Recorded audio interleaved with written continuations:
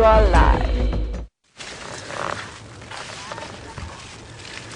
Good afternoon, everybody, and welcome to the Sunset Safari here at Djuma, the western fringes of the Sabi Sands Game Reserve, which in turn are the western fringes of the Greater Kruger National Park.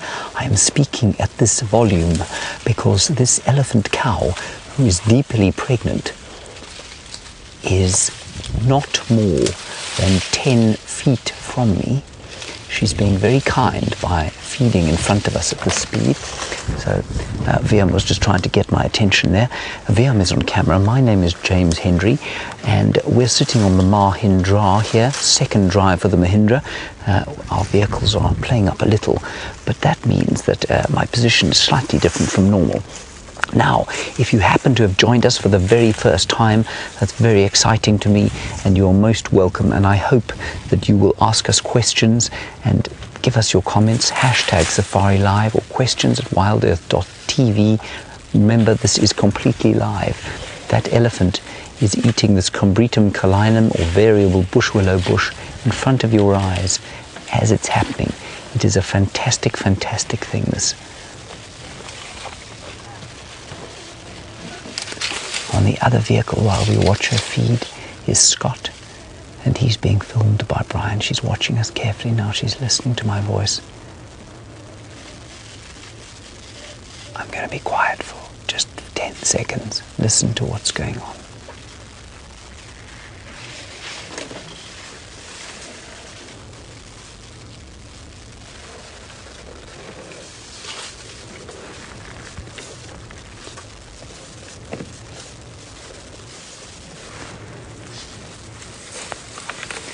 So you can hear it's completely silent. It's a hot day. It's about 36 degrees centigrade, 96 degrees Fahrenheit.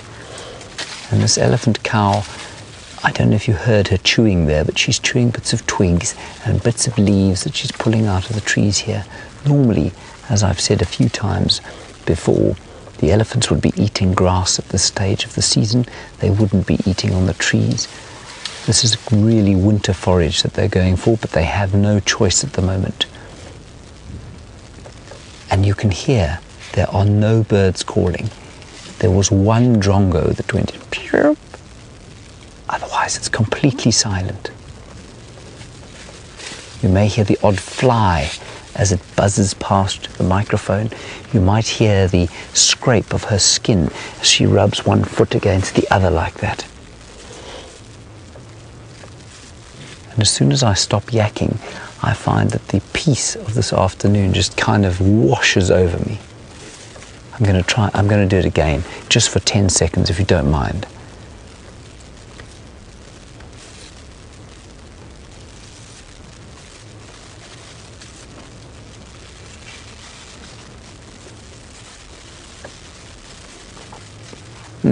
It's just wonderful. Now, all around us, of course, she's not alone. There are various elephants and bits and pieces of the woodland here, eating Combretum, eating whatever they can find. And the elephants are doing okay at the moment.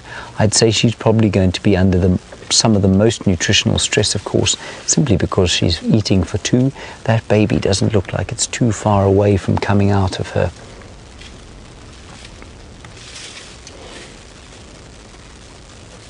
Isn't just this the most perfect afternoon?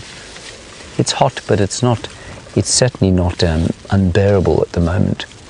And so it's very pleasant just being out here. Did you get the drongo there, Viam? No, never mind. There was just quickly flew in behind her. Let's move a little bit forward, and I'll show you what I mean by a drongo. A drongo is a black bird that will follow the elephants and try and hawk up the insects that the elephants dislodge with their feet as they move along.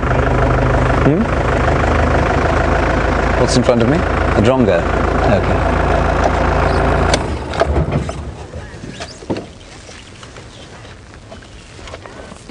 Now, Peter, you're on Twitter, and your question is a valid one, which I'm not sure I can answer. You want to know how many months it will be until this female elephant gives birth. Unfortunately, I'm not much of a elephant obstetrician, or birth specialist, but Peter, I would say it can't be more than 2 months away.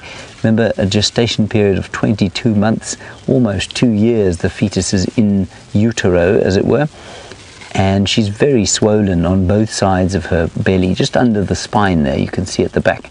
And I think that not more than 2 months left. I would say maybe even less, but I'm afraid I couldn't tell you for sure.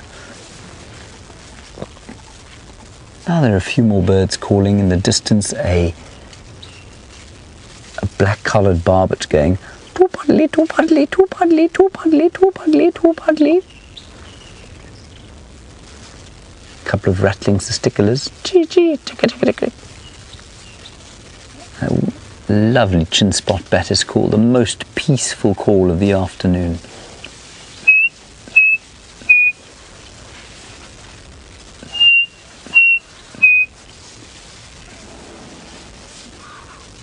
Oh, and a battalier also. Wah! Wah! Way in the distance.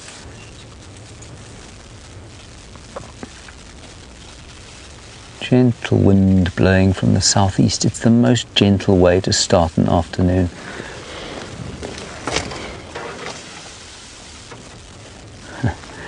Very spectacular indeed. You can see the clouds, more political clouds, building in the western hemisphere. Of course, they've come scudding over the Drakensberg mountains with great promises of moisture, but there's no rain predicted at all for today, or indeed probably for the rest of the week. There is some predicted for next week, but of course, as you keep watching the weather forecast each day, so it seems to move further and further away. So no rain in the offing, I don't think. I think we're still in for a bit of a rough time. Anyway, time will tell.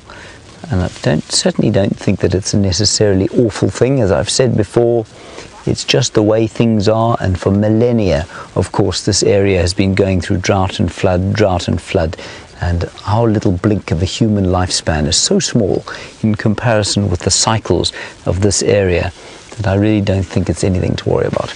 Let's head across to Scott Dyson. He's sitting with the Nkuhuma Pride, and he will keep you updated on their progress. I'm going to sit with these elephants for a little bit longer. Well, good afternoon and welcome to the Nkuhuma Pride. Happily, one of them has popped their heads up to greet all of you. I know Hunter and Country Girl were excited to see lions this afternoon, so you guys have got off to a great start, as I'm sure the rest of you are also happy to see these 5 ladies here. My name's Scott. I'm teamed up with Brian on camera, and you'll see his little thumb squeezing into the frame there. So, an important character on the Safari Live team, the thumb. These 5 girls were here this morning. Interestingly enough, though, there's a chance that they were chased off a buffalo kill last night, and that doesn't happen very often. There was a lot of meat remaining. Brent's headed out there first thing this morning, expecting to find them there nibbling on the leftovers, but alas, they were gone, and there was a lot of sign of hyena activity in that area, so possibly they were overthrown. None of them are bearing any wounds, and maybe they decided it just wasn't worth the fight. Either way, that was an unexpected surprise. But what was certainly not a surprise was that we would find them again here this afternoon, fast asleep in the midday sun, as I'm sure James has colourfully explained to you guys with lots of adjectives as to how hot we actually are. It is a scorcher. And because of the scorching temperatures, we can expect these lionesses to, in all likelihood, not do too much for the next while. And because we had such an exciting morning with the cheetah on the property, having not seen one for 7 months, I'm told, somebody did the maths there, and it was 7 months till we saw the last one, I feel that we should probably all agree that our interests should be focused on the cheetah, which is much more likely to be moving now, even though it's very hot, as are leopard. But these are the laziest of the big cats in the Sabi Sand summer, and usually only get active after dark. So we'll maybe spend a couple more minutes here. Just keep an eye on them. Maybe we'll get them to lift their heads up. Not that we'll get them to, maybe we'll be lucky enough to see them lift their heads up. We're not going to try and go out of our way to do that, of course. I just find it absolutely remarkable that they decide to lie on top of one another. I mean, bear in mind they've got a fur coat that we don't have to deal with, so they must be even warmer than we are. They don't have the ability to sweat, but who knows, maybe panting is a more effective way of cooling down. But the fact that they are even lying close to one another is hard for my brain to fathom. But they are social cats, and one of the most sociable cats on the entire planet, and I guess they're staying true to that now.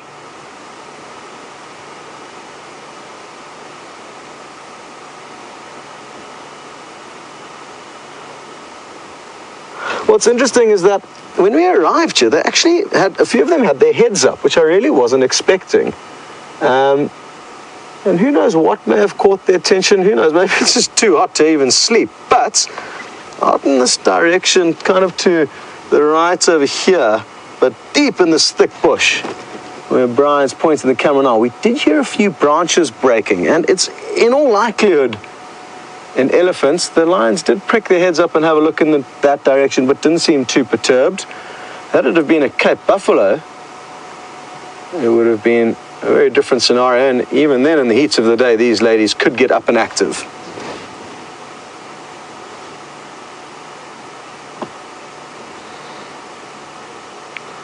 Another thing that's hard to explain is going to answer the question to Donna in Rhode Island, and she would like to know, why is it that lions don't go into water, or do they ever go into water? And no, ordinarily they will avoid water at all costs, even on a hot day like this. It makes absolutely no sense, because if they are forced to, they are capable of going into the water, swimming across a river. In Botswana, where there's large deltas that fill up during the rainy seasons, the lions are completely comfortable with the water, but will seldom ever use it to actually cool down. The only animals in this area that do that, or carnivores, are the hyenas. Lion, leopard, and cheetah are all not interested in bathing, yet tigers are. So who knows? And jaguars will throw themselves off the banks of the Pantanal River in search of crocodiles or caiman alligators. But the African cats are not that interested in the water. It's actually hilarious watching them cross rivers or rocky crossings, because they turn into real ninnies. Debbie, you would like to know, where exactly are these lions on Djuma? And the good news is they are slap bang in the center of Djuma. To show you and emphasize exactly how slap bang in the center we are at the moment, I will pull out my little map, and I'll be able to show you what I mean.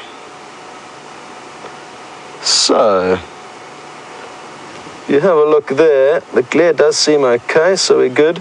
We are the central blue spot, right in the center over there. Oopsie, you see, I haven't been charging my phone, naughty. And that is slap bang in the middle of Djuma. Djuma is this square, and Arathusa is that square. And that is how we are interconnected. South is where my thumb is now. North is up there, so it's all orientated as a regular map would be. And boom, there we are. We couldn't be much more dead center, I don't think. So I don't think they're going to be going anywhere during the course of this afternoon's drive.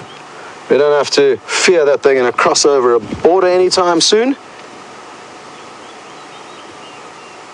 If anything, quite the contrary, our fears should be that they are going to remain asleep until our safari is finished, which is not what we want. Oh, look here.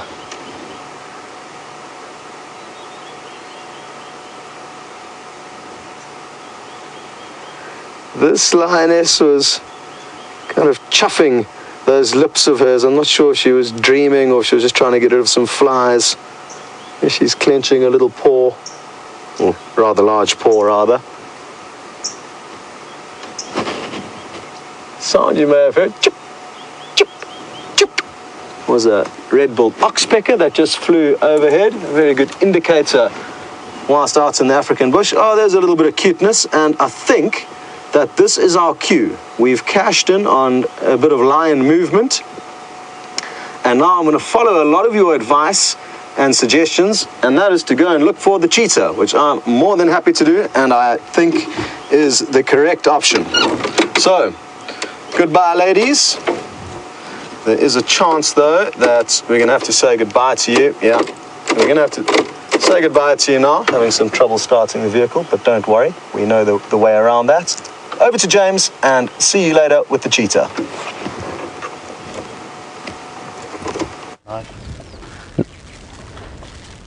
Goodness gracious, I nearly missed that indication from Kirsten McLennan-Smith, who was directing this afternoon.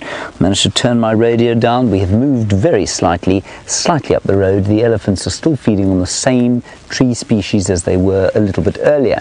Now that tree species, as I mentioned, is called Combretum collinum, or the variable bush willow, and it seems to be really favoured by the elephants. And if we taste it, and which some of you would have seen me do, and compare it to the taste of something like a red bush willow, which of course is the most common tree that we find in the woodlands out here, you can taste the tannin difference. There's definitely far less tannin in the Combretum collinum than there is in the Combretum apiculatum. And if you want to know the difference, now it's not a particularly fascinating difference this, but it might be worth your while. If you can just zoom in there on the sort of tips of that small leaf tree, that there is Combretum apiculatum, the red bush willow, very tanniny, and then the tree, of course, that the elephant is eating is Combretum collinum, the variable bush willow. The leaves are much larger, much less rich in tannin. And you can see the tree, and there are a couple of really fantastic examples of this tree around the place, has adapted to dealing with abuse from elephants. Now, I use the term abuse, of course, facetiously. The elephants are not attempting to abuse the tree at all, but you can see that they have copped a horrible beating from elephants over the years. Those trees are probably decades old, and they've got lots of stumps coming out of the ground. Whereas you would normally have, of course, if that tree was growing in a garden, it would be like a standard issue tree with one trunk coming out of the ground. Because it's been eaten by elephants so much, you find that it's called multi-stemming. It coppices every time it's damaged from the top. A new stem will come out of the ground, and that's why it's probably actually one tree that those two elephants are feeding on.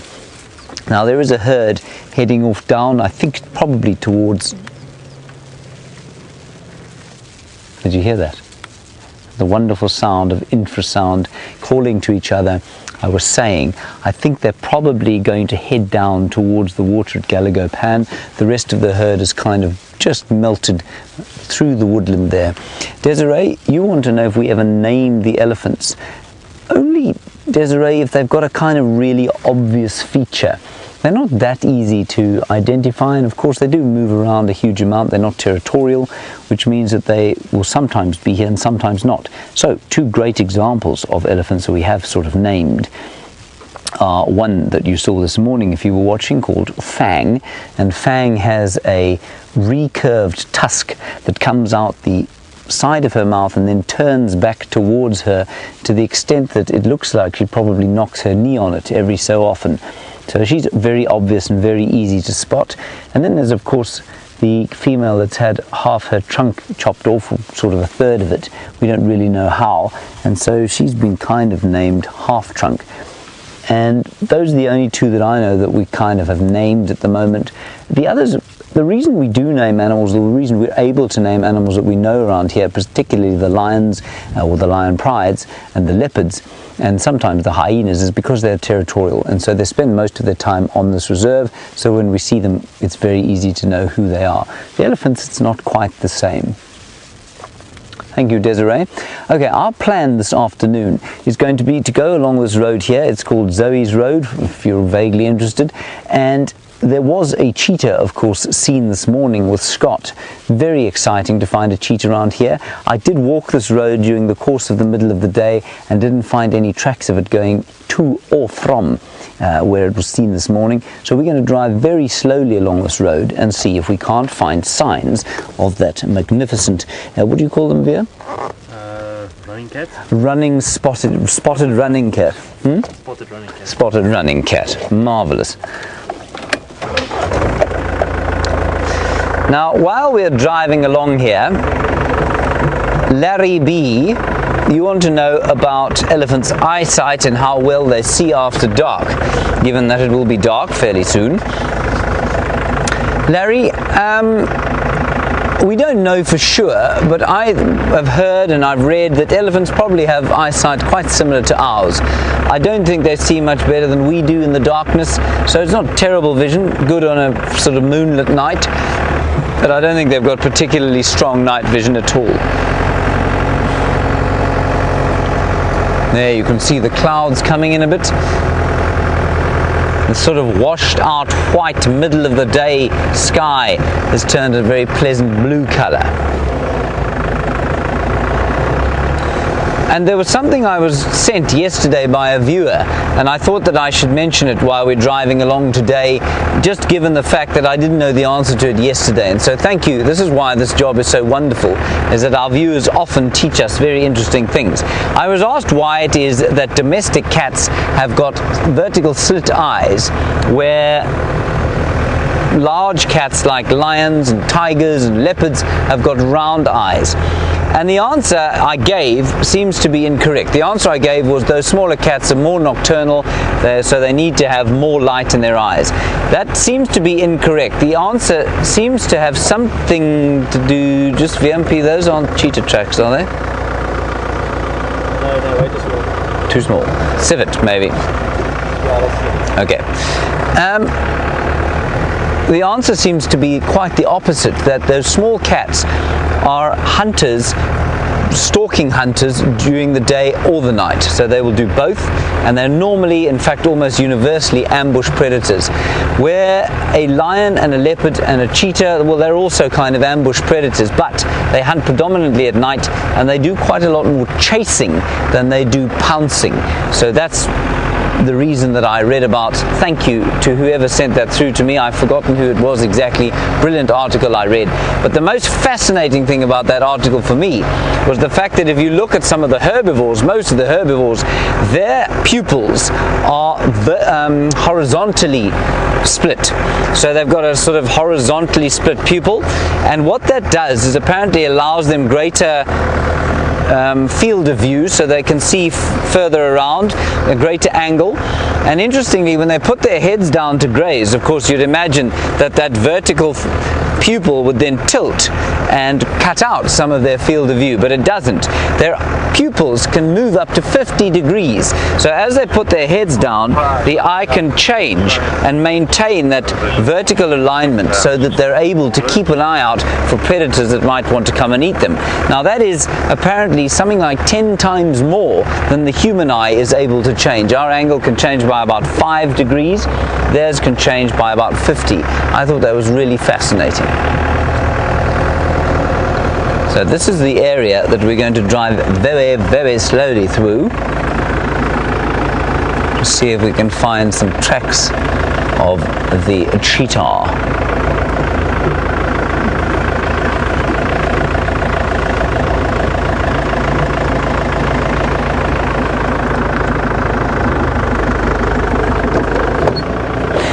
Now, Darlene, you have obviously seen a cheetah before. You've been watching them, and you want to know they're the only cats in the world that use their tails to steer. What Darlene means, everybody, is that a cheetah, of course, can run at about 60 miles an hour. 60 miles an hour is 100 kilometers per hour, which is obviously very fast. Oh, let's quickly go across to Scott. Oh, hang on. Wait 1 second. Oh, there is a leopard at Djuma Pan. I don't know where Scott is. Kirsten, do you want me to go there, or is Scott going?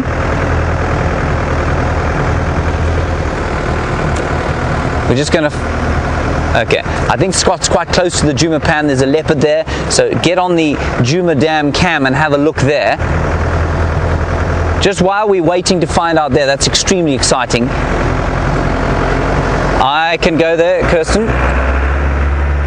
I'm on Zoe's, I'll be there now. Alright, it's us, we're going to the leopard. I'm going to drive there at a great speed. I think it's probably, oh sorry about that, VM. Oh, the Mahindra's not quite as maneuverable as those Land Rovers. Right, hold on tight everyone, don't spill your drinks, lift them off your lap and watch your heads. Okay, while we're driving along, a cheetah uses its tail to swing from side to side, and it just helps it to steer when it's going at that great speed. Now the only other animal that I think does that is a snow leopard. A snow leopard has got a leap sort of from boulder to boulder, and they move at great speed, and I think they've got a very heavy tail that I think, I may be wrong, is used in a similar way. Right, we should be with that leopard within the next 2 minutes, depending on the Mahindra's performance and my ability not to drive us into a large tree.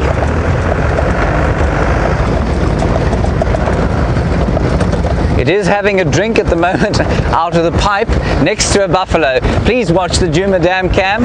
You can listen to my voice yakking along, but swap over to that, or load another feed if you're only looking at one feed. And we'll wait for the Zoomy to do our job until we get there. Holding on to my hat. The Mahindra is a little bit like driving a speedboat. It does a sort of floating motion like this. The final control tells me that they think this is Karula. This is very exciting, of course. Oh dear, bottoming out the suspension a bit there. Viam, you seem to be grinning, that's a good thing. Sometimes the cameramen go quite pale when you drive along the speed. There's also an aerial that we nearly lost. Still there, fear not. Kirsten tells me it's still drinking right next to the buffalo. The buffalo's just chased the leopard. Oh dear, keep watching everyone. Oh, which way to go? I think we're going to go straight across this clearing.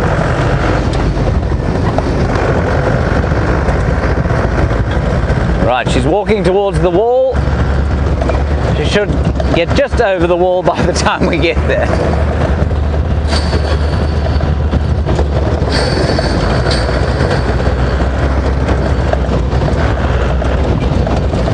Right, the Zoomy is not filming her anymore. She is apparently going across the dam towards the dam wall.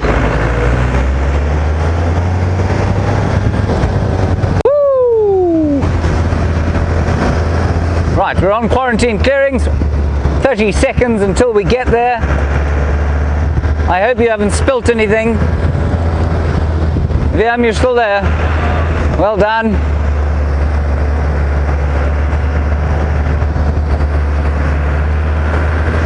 Watch the aerial. Amazing. One place that it could have got through, it got through. Brilliant.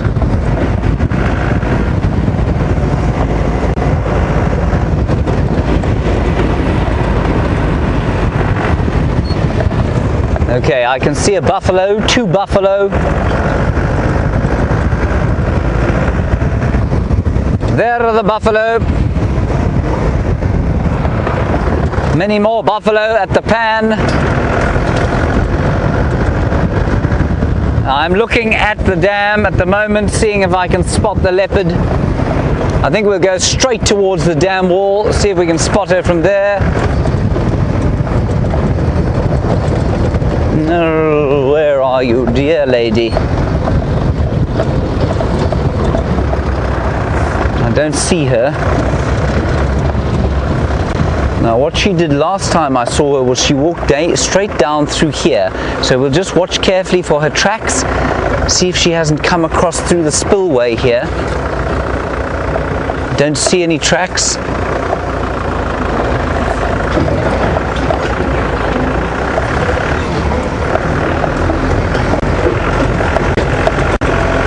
The buffalo's looking this way.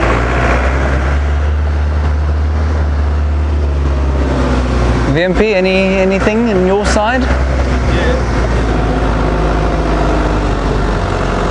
Now, of course, the leopard, despite having wonderfully sort of fairly obvious spots when you're actually looking at them, they can be almost impossible to spot if you're not looking directly at them.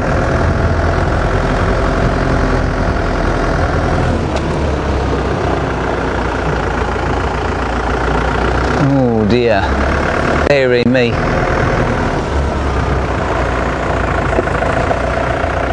I'm just going going to quickly ask Kirsten to try and give me an idea of whether she walked over the dam wall or towards the edge here. Watching the road carefully.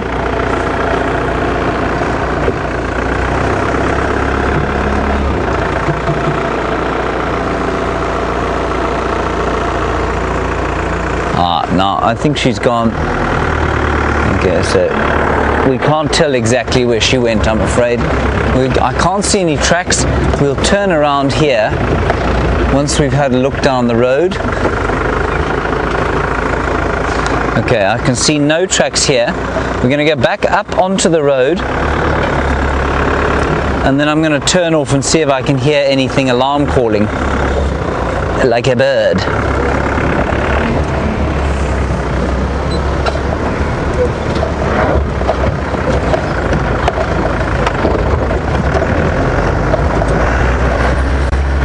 Sorry about that hairy ride, everybody, but I really think it would be very pleasant if we could see her. Of course, we can go back and search for the cheetah shortly if we don't find the leopard. So I think she's actually disappeared down through here. Scott is also on his way to come and help out. Just turn my radio up.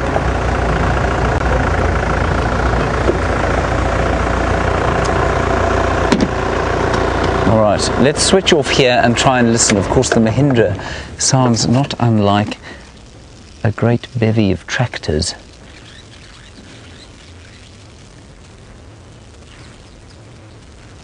There, monkey's alarm calling. Kirsten, are you sure she came this way? Monkeys are alarm calling from the front of the camp.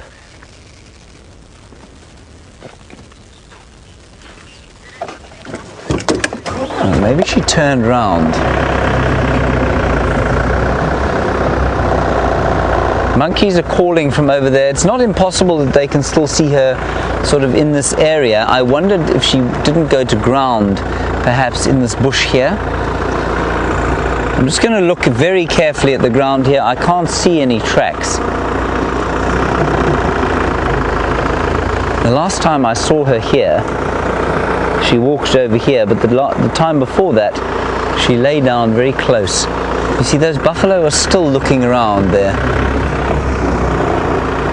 Yeah, they're still looking there. I think she's gone the other side of the dam there. Let's get across, look exactly where those buffalo are looking. I think that's going to give us a much better idea. Hold on, VMP.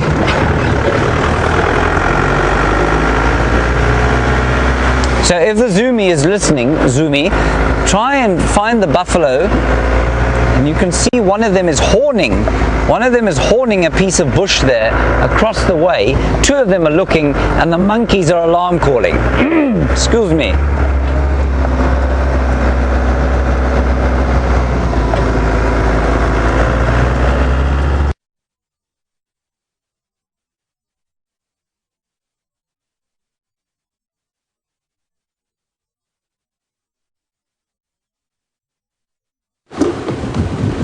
So we're actually not too far away from James and have joined in on the search for Karula. Where are you hiding? Now, James is just up on our left, so he's working a slightly different area to us, which is useful. And who knows where she could have gone. It would be useful to know if she did actually manage to have a drink of water, because if she didn't, I feel that she could be lying up nearby. Oh no, she had a long drink. That's the last thing we wanted to hear. Good for her though. At least she got what she wanted before the buffalo chased her off. And the dam cam where she got chased from is just behind us to the left. And apologies if I don't give you guys too much attention right now, but I'm scanning in every possible direction to try and get a glimpse of the Queen of Djuma.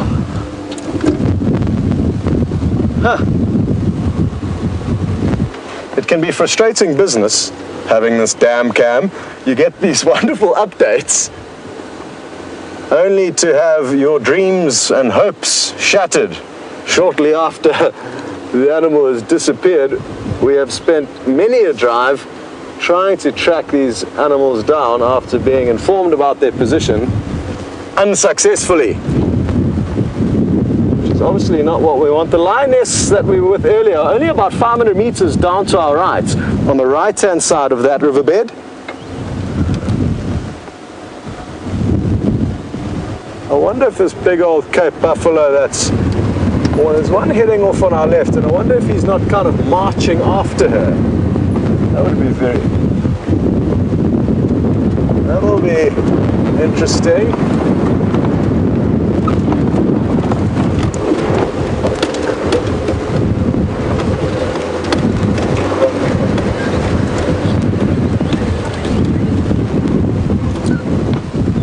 I'm told that she disappeared just a minute after James arrived, so she could still be nearby. Go ahead, James. Sorry, we've lost battery, so we're going to have to get back. But there's a monkey alarm calling from the camp here. Buffalo, I don't know, they looked like they were looking in the direction. You can see them moving now. I don't know where she's gone. Okay, copy, perfect. Thanks very much, James. I hadn't heard those monkeys, so that's very useful. I'll switch off and have a look around here now. Thank you. Shame poor old James having to abandon mission in such an exciting scenario just to change batteries, but that is the trials and tribulations of being involved in a live safari broadcast. Oh, hello, Mr. Buffalo. Shame, you've got a wound on your back. Ooh. You can go first.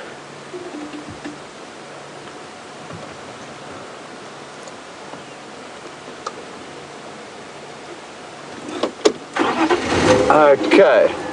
Now again, thank you for the update regarding where you last saw her, which was down where the old waterhole camera used to be, in those bushes around there. So we'll go back and have a look there. I just feel it's better to almost start the search a little bit further afield and then come back. Go ahead.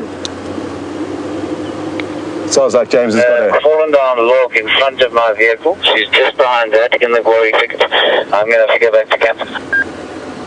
Hey, well done, James. Thank you.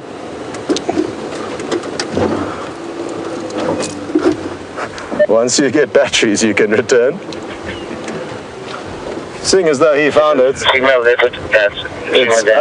fair that we've offered for him to return. If he would desire, if he feels that Karula's going to be his flavor for the afternoon. Failing that, he may decide to go and search for the cheetah instead, which he wasn't lucky enough to see this morning. Afternoon, Abel. Karula's lying up, Djuma Dam.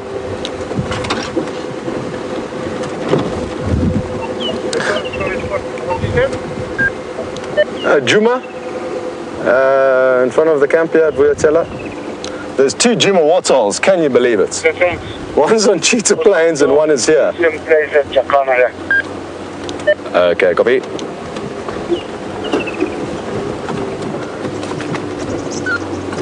So you're taking a little bit of a shortcut, and this way we're going to be able to get the best views of her. James, apologies if I didn't let you guys know exactly where she was. She is lying up in that thicket where you guys saw her going, so just as well you guys kept an eye on her for us. Thank you very much. And she obviously didn't have enough to drink, or she did and just decided that it was time to sleep in the shade. Time will tell. Fascinating. What a day it's been. Leopard, lion and cheetah. So for those of you who are on the sunrise safari, you are doing very well. There's also a strong chance that a pack of wild dogs may come and visit a little bit later on this evening. They're lying up not too far north of our northern boundary, full of an inyala that they consumed this morning. And what's great about this is that I think the buffalo on our right here is the last one to be leaving the waterhole. So if that is in fact the case,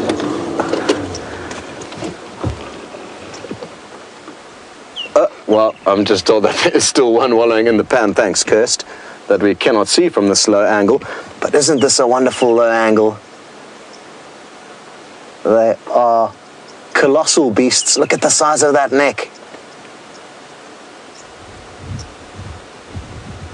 And we'll just make the most of this great low angle before we shoot across here and find Karula, who's lying up somewhere in those green bushes behind the buffalo now.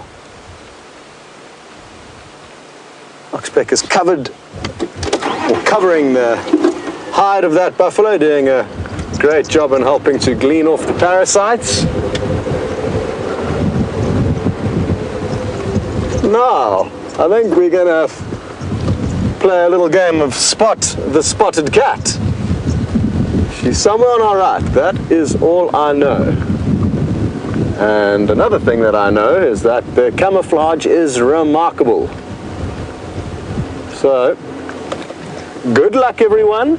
The first person to spot her gets to do a rain dance that we need desperately this afternoon. Not sure if anyone's had any luck yet. Gonna keep going along here for a bit. Any luck, anyone? Any leopard here? Ah, I think Brian may be the winner of the rain dance. Only kidding, Brian. I wouldn't do that to you. Great stuff.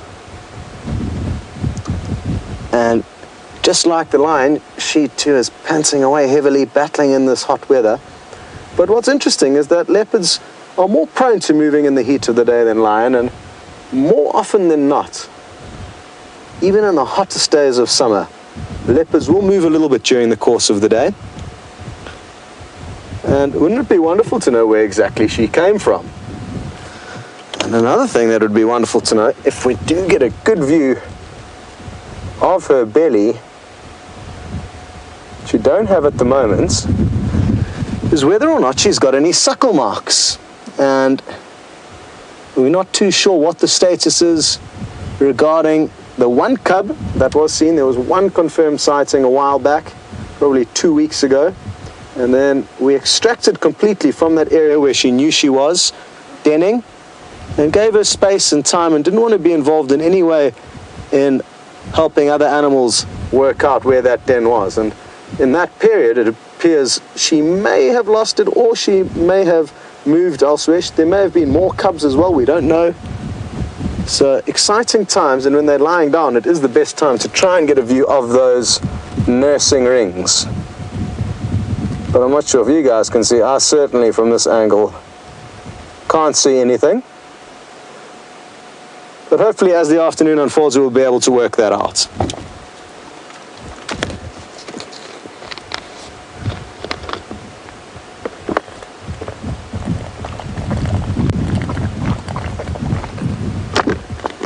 Apologies if you could hear me slurping down some deliciously ice cold water, a celebration drink for finding the queen.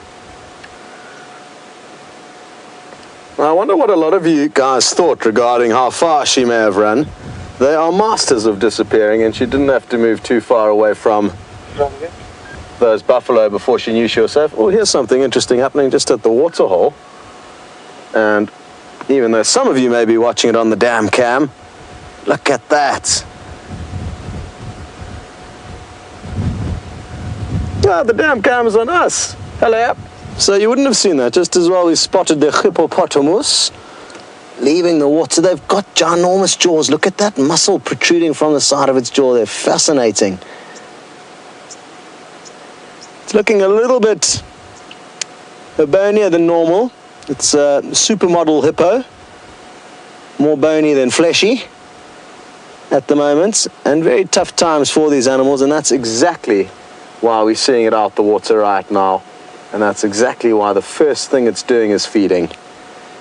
It's going to be spending a lot of time trying to acquire the average is about 40 kilograms that they're looking for daily of grass, which is a massive, massive, massive salad.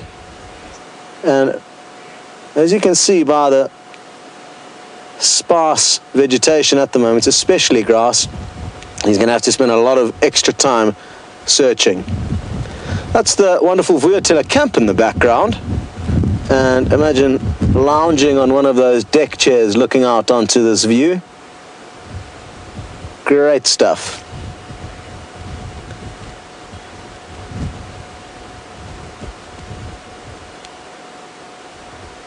So it's all happening around the water this afternoon, and no surprises there. Not only is there not much food around for the vegetations, but there's not much water either. So we've been extremely lucky in a lot of regards this summer, and that's the game viewing has been easier than normal, easier to see deeper into the vegetation. It's not as thick as it normally is, and the water holes are teeming with game, which is usually not the case in the summer months. There's usually water around every corner, puddles in roads, mud wallows, dams.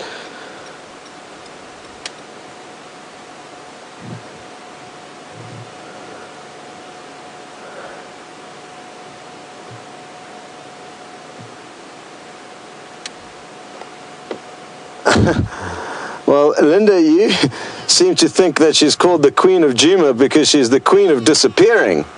And fair enough, I thought she was the Queen for other reasons. You said that she was laughing at us while we were driving around hoping to find her. And wouldn't it be wonderful to know exactly what she was thinking?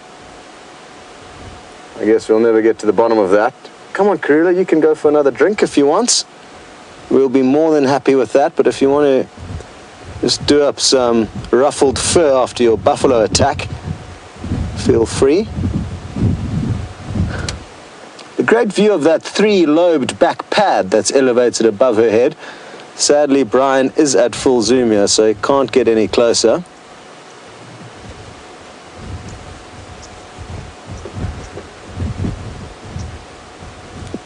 And as she manicures her body and to make sure she's in good shape, Joseph is interested to know how old is this lady. And I stand to be corrected. In this boiling heat, my brain is battling to be certain of her age, but I'm confident that it is 9 years old.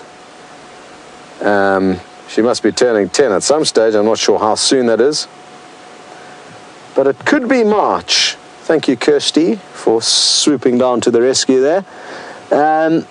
So she's a medium-aged female, Joseph.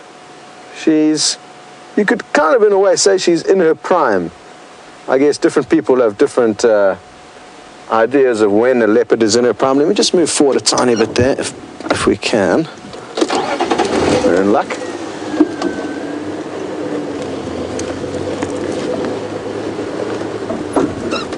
Go, just to make the most of this while she is stationary and lying down. They can live up to 17, 18 years of age. I've heard rumors of leopardess even getting into their 20s, but like I say, that is a rumor, not confirmed. So, 17, 18 years of age, here she comes.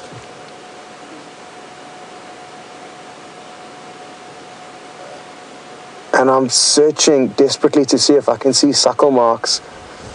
Oof, I can see her nipples, but I cannot be certain if there's a nursing ring there. I can't see one nipple poking out, but inconclusive.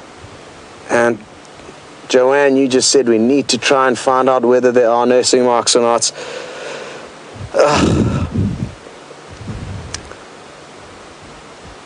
No luck though this time. If there are in fact the nursing marks, though, Joanne and everyone, that's great. It'll still be quite some time though before we can expect to start seeing any cubs though. Again, we want to be as sensitive as possible, just as we have been, and not sneak into her life sooner than we need. So I'm just going to move around again.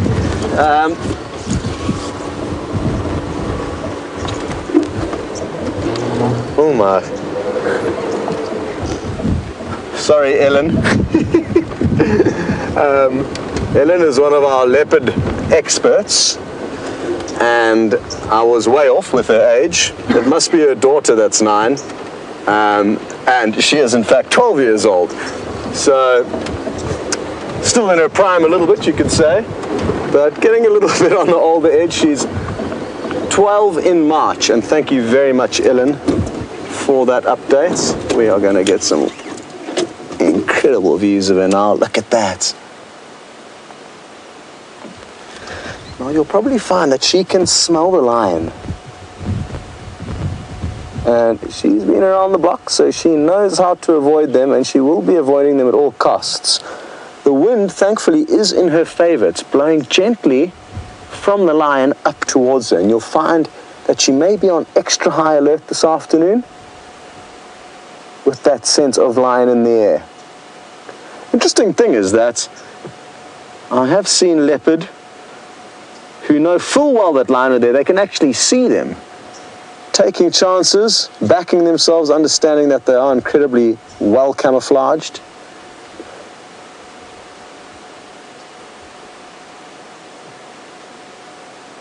I can even see a slight yellowish stain around her one nipple, but again, it's just not enough to go on to confirm that she has been nursing cubs recently.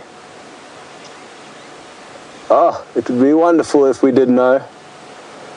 But for now, I fear that the mystery... the mystery is going to continue for a little bit longer for us.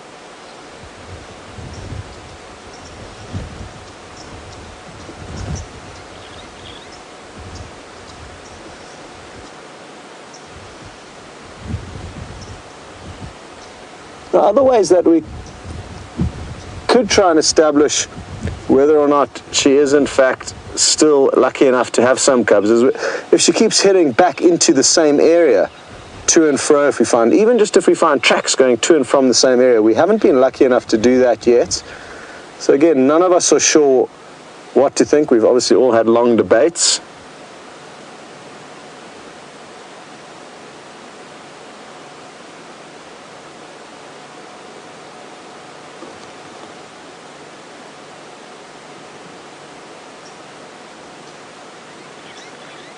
A shame. Well, I've just got a report saying that it's evidently not just the battery on James and Andrew's camera that's causing trouble.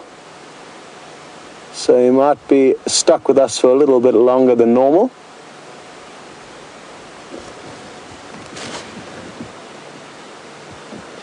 But everything happens for a reason.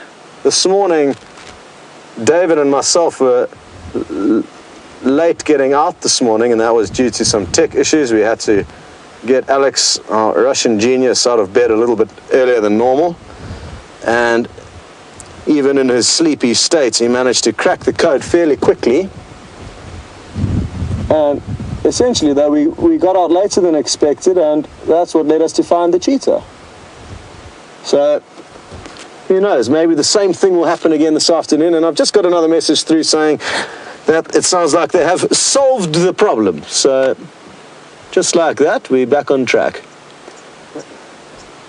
So there'll be about 5 or 10 minutes before they're back. So good news there.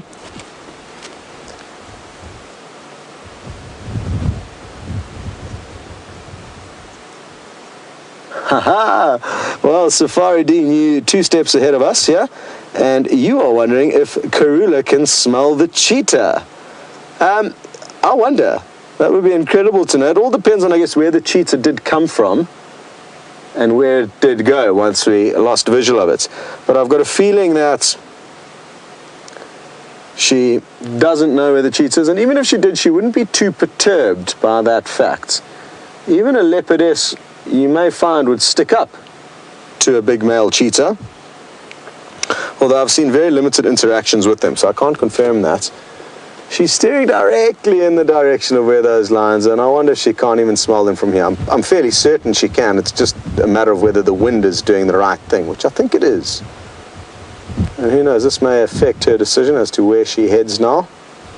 Is she going to do a little scent mark here? It looks like she is, yeah.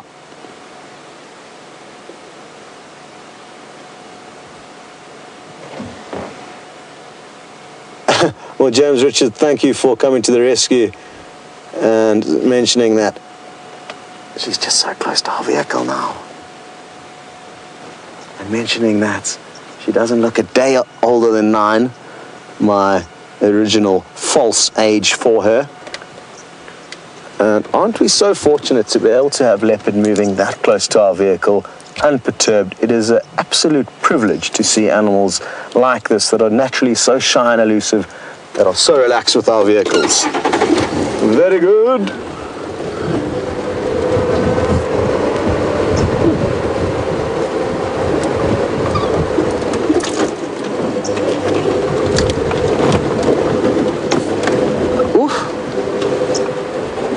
Rochelle, who's just 12 years old, and you'd like to know why exactly does Karula twitch her tail from side to side. And it's hard to be certain, Rochelle, exactly why she's doing it. She's probably doing it to kind of show some kind of emotional sign. It may be excitement, it may be that she's angry. Sometimes they'll hold their tail up high, which she may start doing now when they're walking through an open area, and that's almost like a surrender, saying to everyone, don't worry, guys, I'm not trying to hunt anything. There's a monkey that's just started alarm calling, and it's probably spotted her from a quarter of a mile away. I can't even see it, but I can just hear that it's so faint that it must be miles away. So now this might be a little bit of decision-making, Rochelle. Should I go left? Should I go right? Kind of like thinking while she's twitching her tail, and we may find as the monkeys start alarm calling more, other animals may start joining in, and she may start holding that tail up higher and higher, almost as a surrender.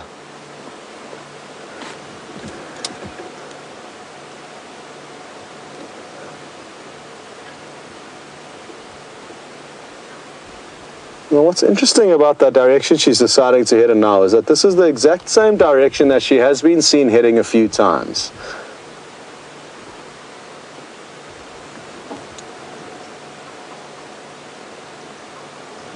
And again, that just is something that we need to think about. If she heads back into the same area time and time again, that means there must be a good reason why she's going there. Hello to Rewired Port, and great to have you with us. You're interested to know if we're ever lucky enough to see leopards making kills on these live safaris, or any animals, you know, with high action sightings. And yes, we do. We certainly do. Not as often as a lot of us would like to happen, but that's the way it goes. And guides may go for a couple of years without seeing a kill with their guests, and then all of a sudden, 1 week of absolute high intensity, there goes a bushbuck. Well done, Brian. Barking as it leaps off, and we may hear Karula vocalize now in disgust.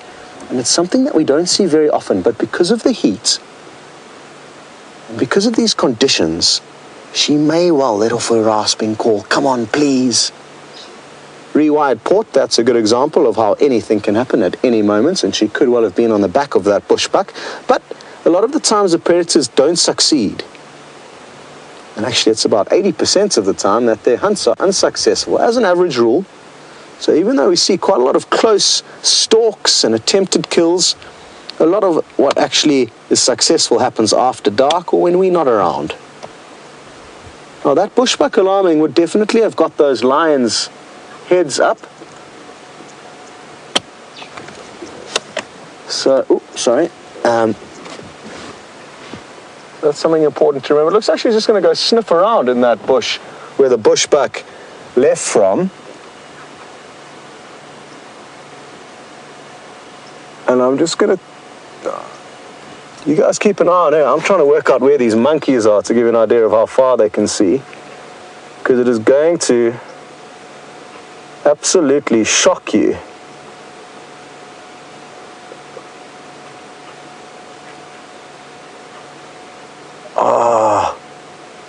They're too far for me to even see. They're somewhere up and around the Djuma camp, probably sitting high up in a tree, which is their favorite position to sit when shouting at leopards, the best possible vantage point.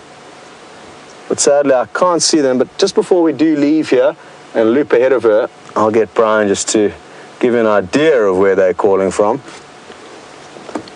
Seeing a leopard moving through a riverbed like this is one of the favorite things, or favorite settings, to see them, and I just feel it's such a picturesque environment for them.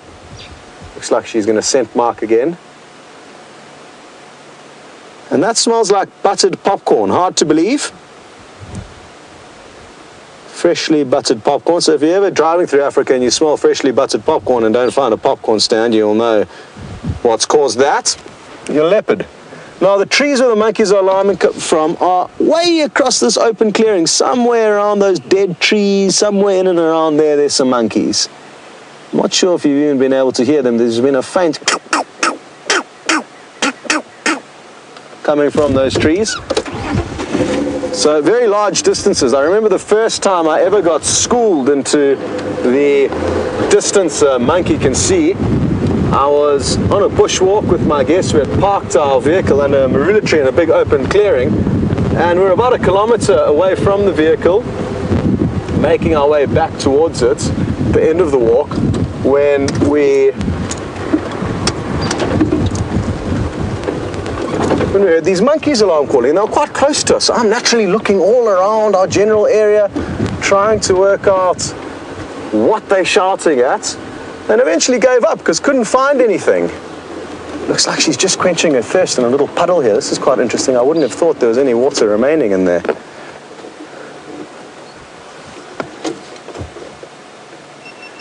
And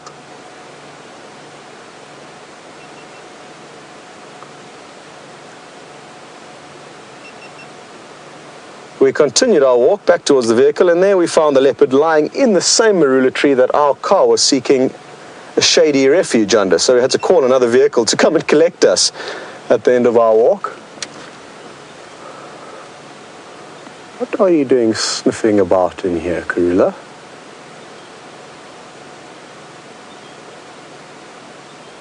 Just want to try and get onto the other side of the small embankments. We are quite close to her and we don't want to get in her way. Not that I feel that's the case, but I also just want to see what she's doing sniffing around in there.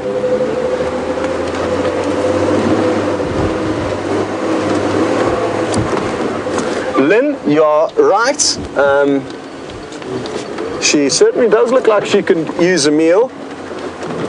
Looking a little bit hungry, but maybe that's because she's been preoccupied looking after some babies. Let's at least hope that's the case. I'm not too sure what she was doing sniffing around there. She is slowly making her way back up towards us here. She can possibly smell something that's worth eating. And it's not only sight that leopards will use in order to find their prey. Hearing and smell are also very, very important factors for that. And apologies, rewired port. I kind of got lost in all the action that was unfolding there. But yes, we do see kills, and interestingly enough, the only kill of a leopard that we've ever captured was made by this lady right here. Not too far away from where we are now at the moment, actually. She caught and killed a tiny baby impala in front of us. The same baby impala who the night before was orphaned by the same leopard who caught her mother. So it's tough out here. The day before that, this leopard lost her cub to a hyena. So it was 24 hours of killing and carnage for everyone involved.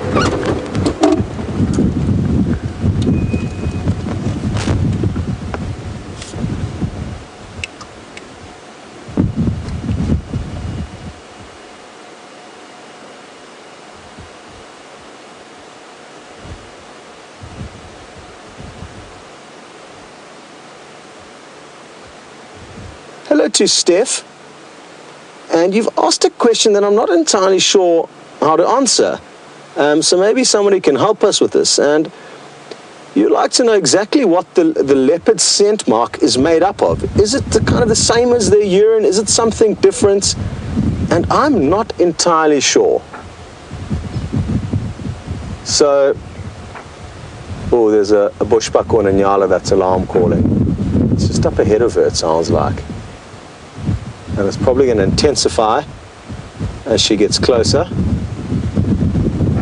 Yeah, it's in front of her. And I can just maybe it was kudu, but I can just see a few tails bounding off into the distance. Brian had a valiant attempt at trying to get you a glimpse, but it was literally just one or two bobbing white tails running off into the distance, and they looked to be like the tails of some nyala.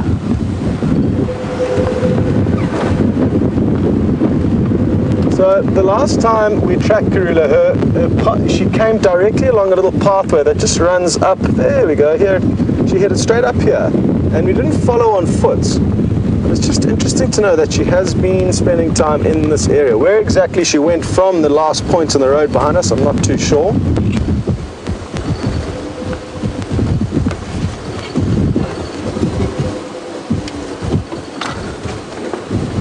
Just going to give the guys a quick update on the radio regarding her movements now. Stations, Karula is mobile north from the dam wall.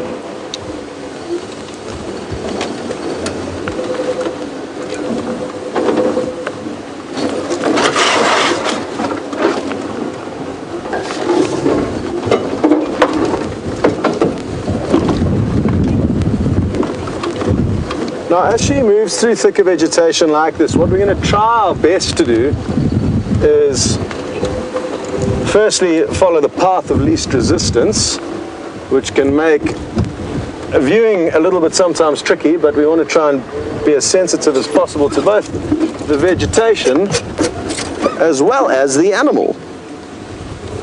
And we don't want to chase away any potential prey of hers. We don't want to drive over the wrong vegetation, so bear with me as we try and wiggle our way through this bush. It does get quite thick in the direction she's going, so we've got our work cut out for us.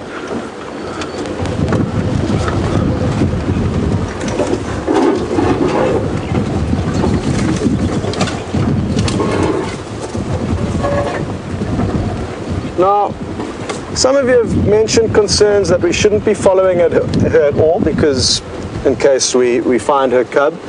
And I appreciate your guys' concern, I really, really do. But what I can assure you is that the behavior and methods that we have chosen to adopt with this specific leopard, it is the first time we've had cubs around, is a very sensitive one.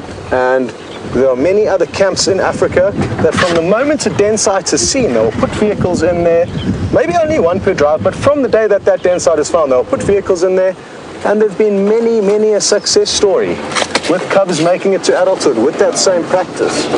And I believe very, very strongly, and it's fact actually, that leopards do lose a lot of their cubs, whether we're around or not. Otherwise there'd be leopards around every corner.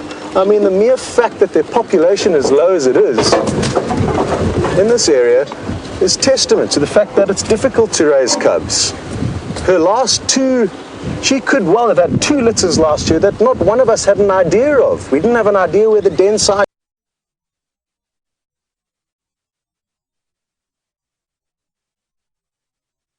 was. We didn't even have an idea that she had cubs. But in terms of leopard and their abilities, she could well have had 2 sets of litters last year that have both been killed. This current one now could already be gone. I mean, looking at her stomach now, it doesn't look like she's got suckle marks. She may have already lost those cubs, and I can assure you it's not because we were viewing her. It's because there's a high mortality rate of these animals in the wild. Male leopards. Is she stalking a buffalo, or am I going crazy? That's a buffalo over there, that big dark patch. She's just kind of like stuck into stealth mode. Who knows? Maybe there's something small in here that she's interested in. But trust me, guys, if I had any concern that we would put any of the animals at any danger here, we wouldn't. We're going to avoid that at all costs. And once we establish that she may still have a cub, the first thing we will do is move out and at least just know what's going on. So I think it would be unwise and foolish just to assume that she's got a cub now and therefore leave her alone. If she was angry, she would let us know. Animals do have the ability to express their emotions just like we do. And trust me, they will do it when they feel the necessity to.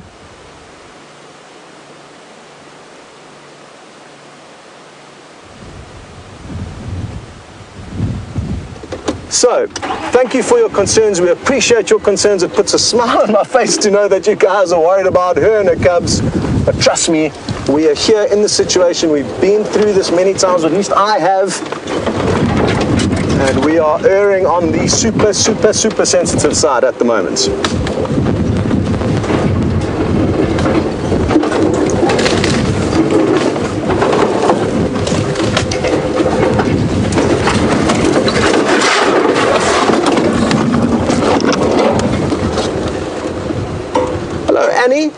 In British Columbia, you'd like to know the average kind of time that a leopardess can spend away from her cubs. And that's a tricky question to answer, and I guess zoos may be the ones who can provide the best. Well, even then, I mean, it's not realistic, so no, it wouldn't be a zoo. I mean, some people who have followed leopard cubs very closely, and they are out there, like I say, there's different ways to go about viewing these animals, and different people are entitled to their different opinions. And because some people may have followed den sites very closely, they may have better insights into that. But what I can assure you is that 12 hours to 24 hours is very easy, a very likely time frame that she will leave them for. In order to find meals, the fundamental thing is that she needs to look after herself.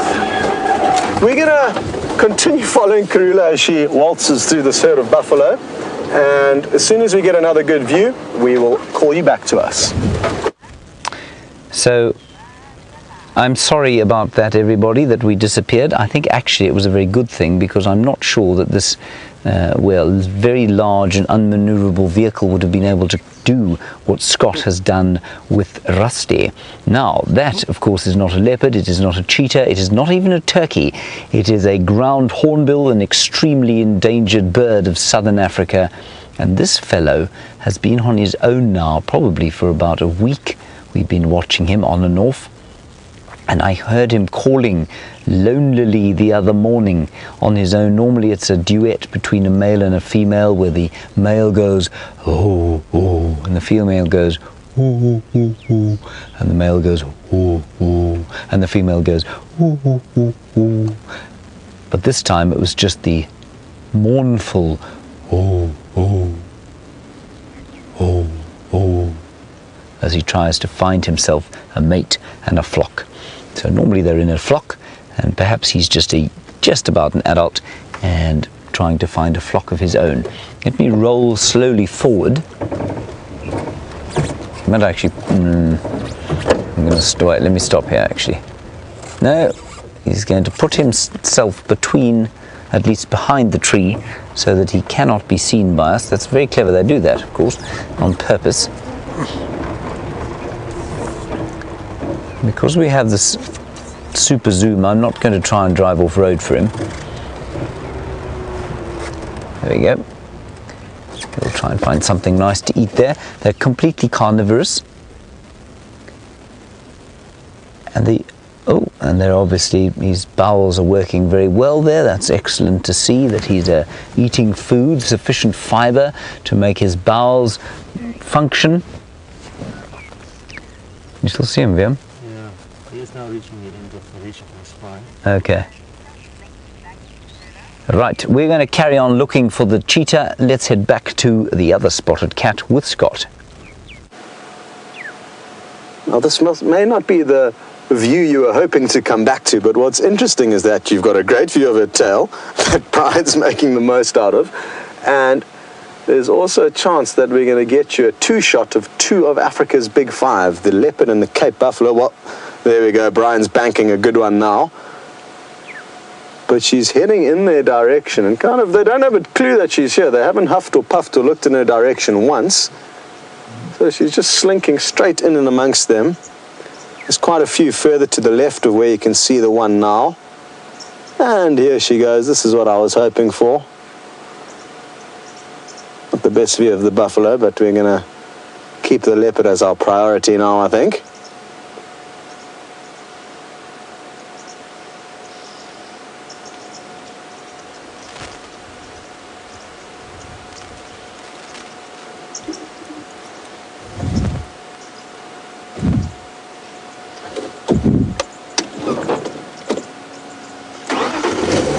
James Richards, I couldn't agree more with you. This abnormally dry summer weather is making her blending in a lot easier than it would be in the summer. I find that they do stick out quite a lot more in the summer months when there's a very dark contrasting green coloration. They still blend in well, of course, but I certainly think the dry months are the most effective months with regards to camouflage.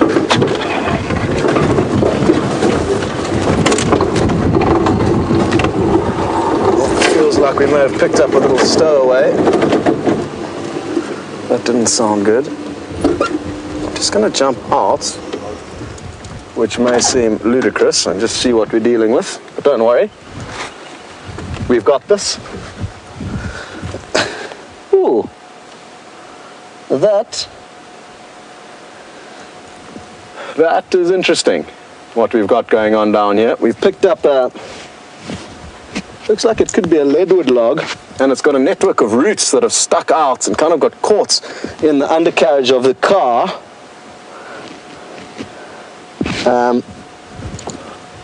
So what I'm going to suggest doing is probably sending you back to James while Brian and I work out how we're going to bush mechanic our way out of this one. So goodbye from me for now, and we will see you guys in a few moments. I knew that was a very good decision of mine not to go after Karula in this car. Poor old Scott has now lodged himself seemingly on a rock or a log. I'm sure he'll get rusty off eventually, but at least we have had a magnificent sighting of Karula. So I just want to quickly tell you how I managed to spot her. I just had a feeling, because we hadn't had any tracks of her going away, and then Scott said, he said, I bet she's lying here somewhere. I heard him say it. I bet she's lying around here somewhere because she hasn't finished her drink yet. And I just thought, let me look behind that worry bush, because I've seen her lying there before after she was chased off by buffalo. And sure as nuts, I looked over the edge of the log, and there was the beautiful golden pelage of Karula, the peaceful one.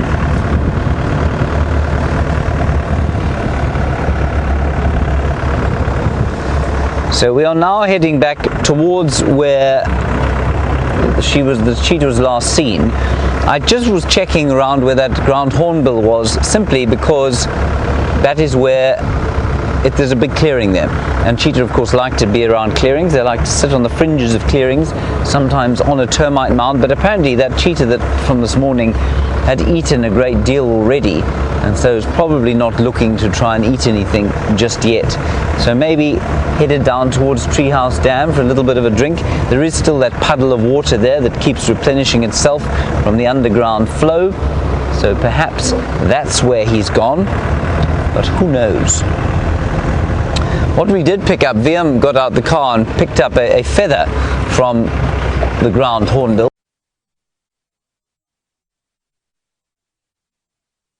Now, it is quite astonishing. It fell out just before you came live with us. Look at the size of that feather.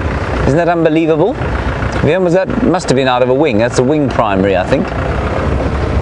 Isn't that astonishing?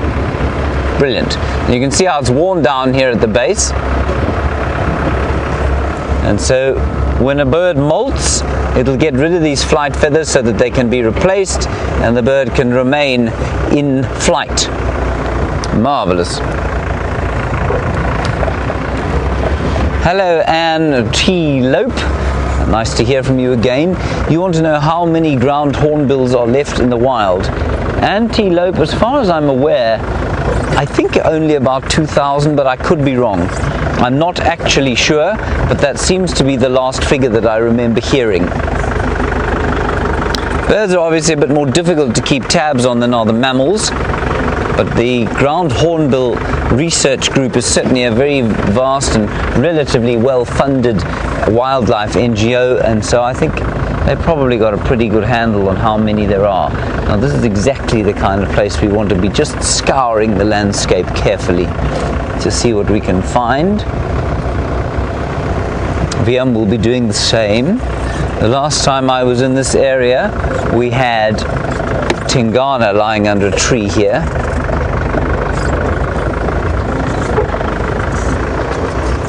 And Jeffrey in Texas, I agree with you. I mean, if you were watching this show for the first time, or you'd been watching for a few weeks, and I told you that that rare bird was endangered and we hardly ever see them, you'd probably say I was lying to you, simply because we see them relatively often. And Jeffrey, you say, of course, that we're so lucky to see such an endangered bird so frequently. Absolutely we are. Now, the other thing you got to look out for while we're driving along here is on the termite mounds, of course, a cheetah will lie. And they're brilliantly designed so that they can lie sideways with their heads kind of upwards. So if you imagine lying on your side, twisting your head 90 degrees and being able to look upwards over your shoulder on a more sort of permanent basis, you can imagine how uncomfortable you would be. Now, a cheetah, because it has to keep looking out for things that might want to attack it, or perhaps antelope walking past the termite mound where it's hiding, can flatten its body against the ground and just lift the head up and look almost 100, probably 270 degrees around without moving the body. It's a very clever design, but it also means that they're quite difficult to spot. So very slowly driving down here. And of course, normal summer vegetation would make this very difficult indeed. Now, there's some zebra in there. They looked like they were looking at something. Well, I mean, they can hardly avoid looking at anything unless their eyes are shut. But let's just keep looking there. And I'm just scouring the termite mounds around at the base there. See if there isn't a yellow and black spotted pelage. Okay, Karula, I think, is going to disappear into the bush. I'm not sure what Scott's status is. Let's nip back to him and see what happens. Welcome back, everyone. And we've got a flat tire, but we're going to be able to ride on it for a little bit. It's not completely flat. So we've still got a little bit of time to get you a few more glimpses of Karula. But sadly, this puncture is going to mean we're going to have to leave her behind. But we, like I said, at least should be able to get you some good last views of her.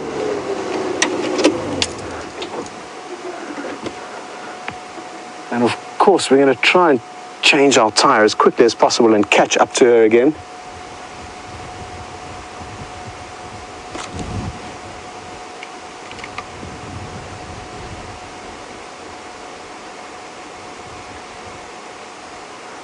And Matty, my good friend who is just 9 years old, is wondering whether the leopard is safe or whether she's heading towards the lion. And don't worry, Matty, she is heading away from them, so she doesn't have to worry about racing up a tree if they start chasing her. So that's the good news.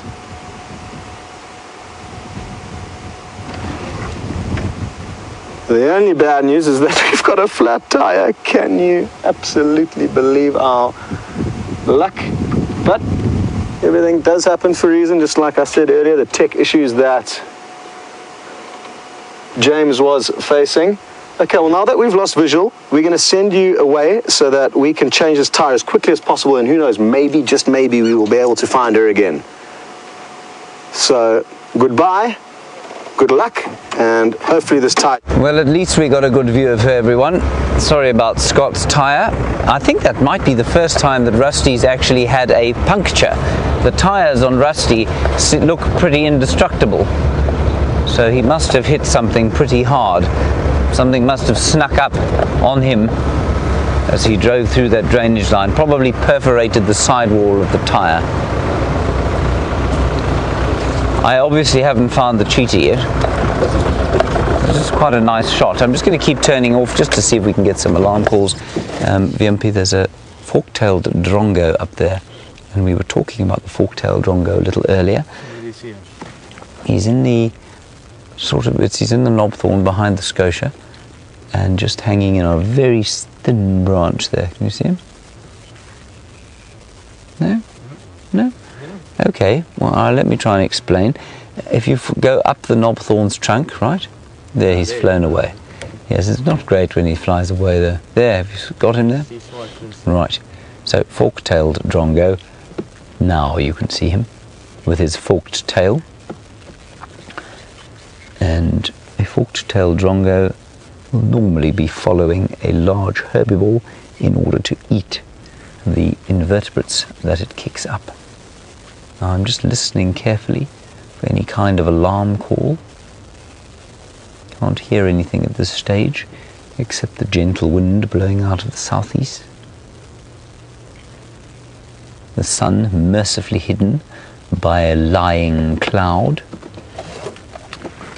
Right, I think that's enough drongo, don't you?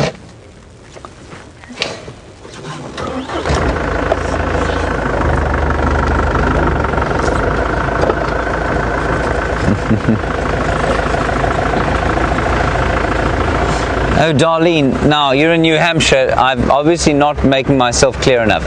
You're saying if I'm listening for the cheetah, what sound do they make that I'm listening for? Darlene, I'm not listening for the cheetah. The cheetah will be completely silent. I'm listening for things that might be alarm calling at the cheetah. Squirrels, dwarf mongoose, some of the birds. They might well alarm call at a cheetah if they saw one. A cheetah itself is silent unless it is trying to call its youngsters, and then they make like a chirruping sound like a bird. It's an amazing sound. It's so totally uncat-like. But they do, they purr if they're very satisfied. Unlike the other big cats, they will make a sort of purring sound, which is very, well, it's charming really. And that's about it really. I don't think they make too many other angry sounds. They can growl, but not in that blood-curdling way that the lions and leopards and tigers can. They've got a very different kind of vocal setup. So literally they sound like a chirping bird when they're calling the youngsters.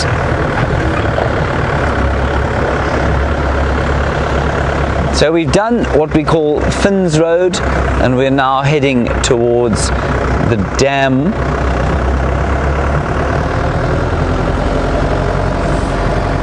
Now, we were chatting extensively yesterday while we were watching the lions eating that buffalo. We talked about lions and their ability to scavenge, and hyenas and their ability to scavenge. And James Taylor, you want to know if cheetah will do the same thing. Will they eat rotten meat? Will they scavenge? No. Most of the time they won't. Can they eat rotten meat? Yes, probably they can, and survive quite happily. Remember, cheetahs are right at the bottom of the predator hierarchy out here. They rank lower than lions, hyenas, leopards, and wild dogs. Not in that order. The order would be lions, hyenas, wild dogs, leopards, and then cheetah, somewhere way down below. So the reason they probably don't scavenge as much as they might is because they will, they'll be chased off kills even by jackals, they'll be chased off kills by vultures, so it's really very easy indeed for other animals to steal from a cheetah, and so very difficult likewise for them to try and steal from other animals that have killed. Nice question, thank you. So they do most of their own killing on their own.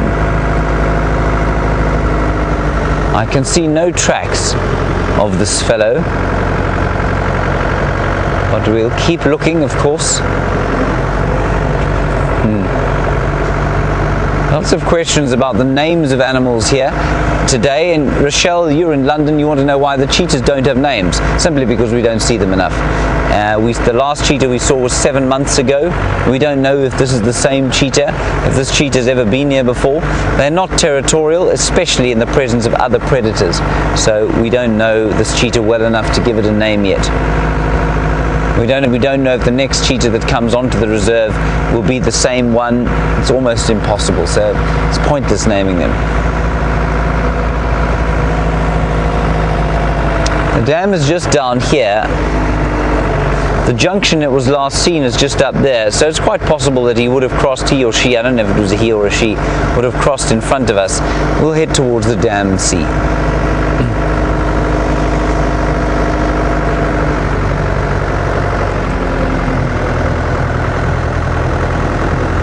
Now, of course, we don't have a tracking team out at the moment, simply because we're only on, well, this is the tracking vehicle we're on. So while Brent Lear Smith, who's not on drive, would probably normally be out scouring the landscape as well, on foot looking for the cheetah, we're on our own. So I need your help, please. Keep looking on top of the termite mounds. see what else we can see. Now, the reason I'm so excited about seeing cheetah, of course, is because the last time we saw one was 7 months ago. That is a long time. And they too are endangered. Not quite as endangered as wild dogs, but they are certainly endangered.